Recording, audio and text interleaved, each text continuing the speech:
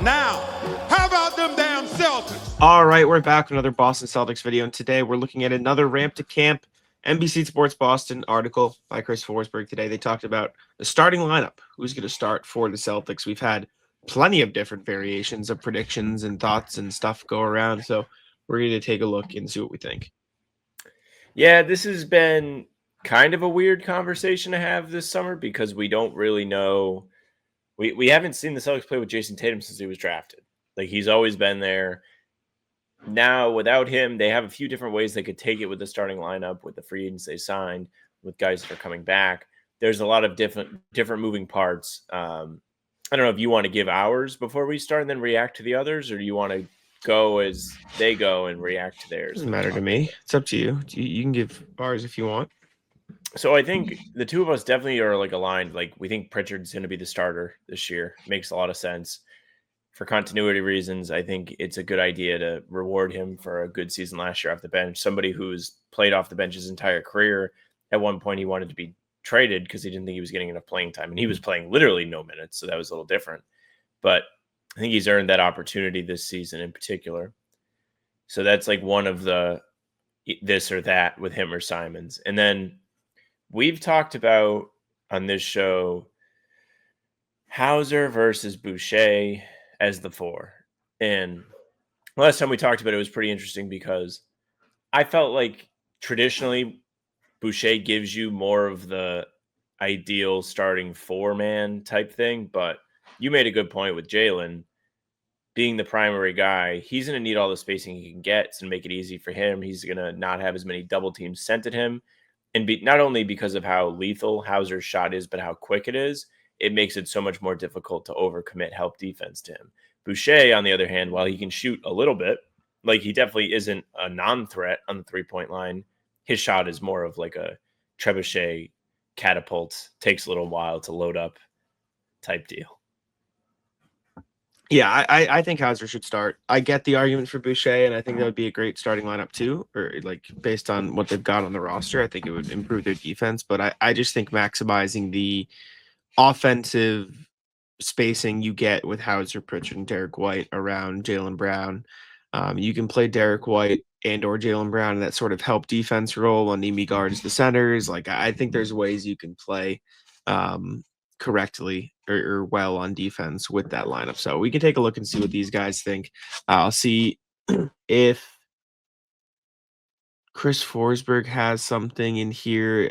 I never can find his answer, so we're just gonna skip it. I don't know his answer. Where's Waldo for the answer? Is Derek White, Anthony Simons, Jaylen Brown, Sam Hauser, and Amish Keita.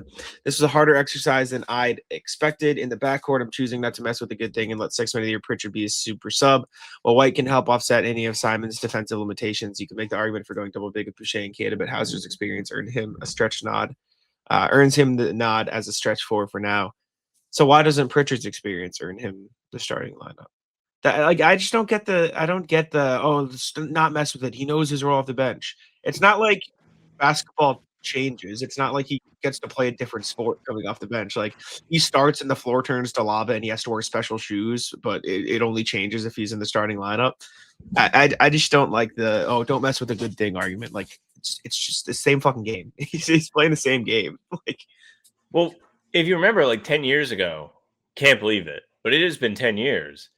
Isaiah joins the Celtics at the 15 trade deadline, has this incredible second half of the season. He's tremendous coming off the bench, right? They start this 15-16 season with him still coming off the bench behind Marcus, and Marcus hurts his ankle like the first game. And so Isaiah starts, and it never goes back, right? Clear-cut starter, always is going to be the starter. He belongs in the role. They quickly realize that he can become a guy. With that being said, like, I don't really know if this is the same situation. Pritchard was on the bench just because of the sheer amount of guard depth and talent ahead of him. And that really isn't there. Like, Drew Holiday's gone. Yes, Simons is here, but Simons is fit to come off the bench behind Pritchard. Like, I think it makes a lot of sense to do it that way.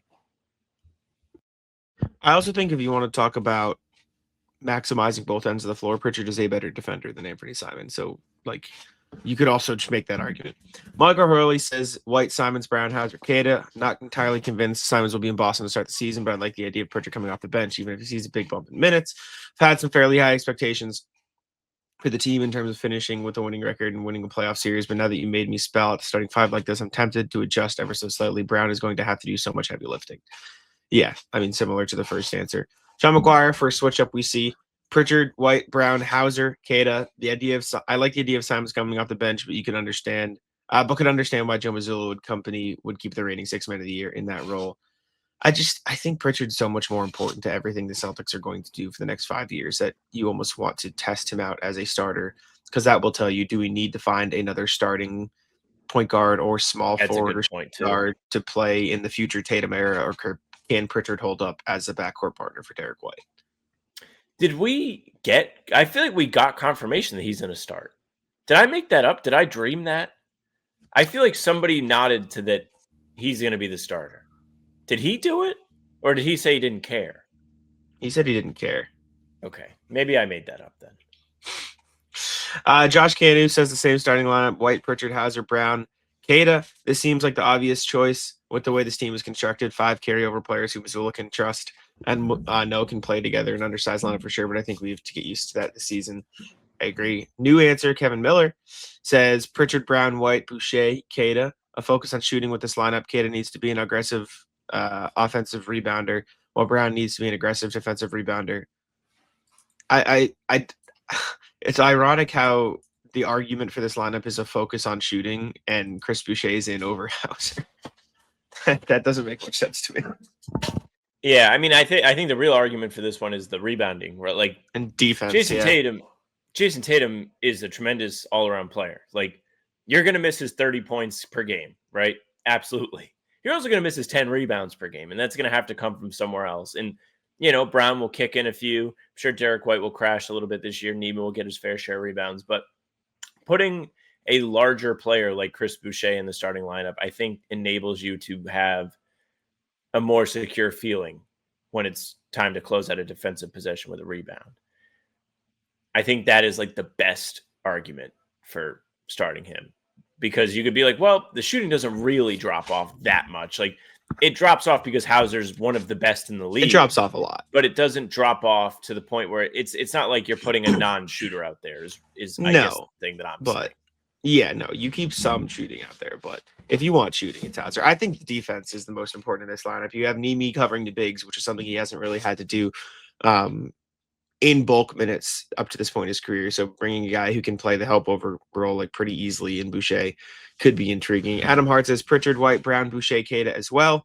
I like the idea of Simons leading the second unit and spreading the offensive firepower versus packing that starting 5.